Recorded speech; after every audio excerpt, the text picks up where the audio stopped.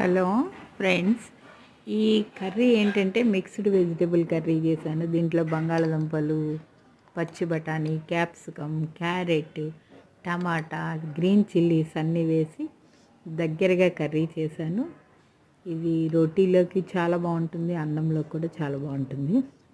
ఇక ఈ కర్రీ ఏంటంటే మిద్దె పైన తొట్టెల్లో కొంచెం తోటకూర వచ్చింది, దాన్ని పప్పుతో వేసి చక్కగా పచ్చిమిర్చి ఎక్కువ వేసి టమాటాలు వేసి పప్పు చేశాను.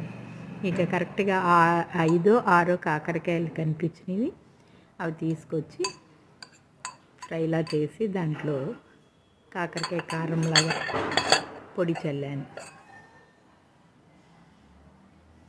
Thank you friends.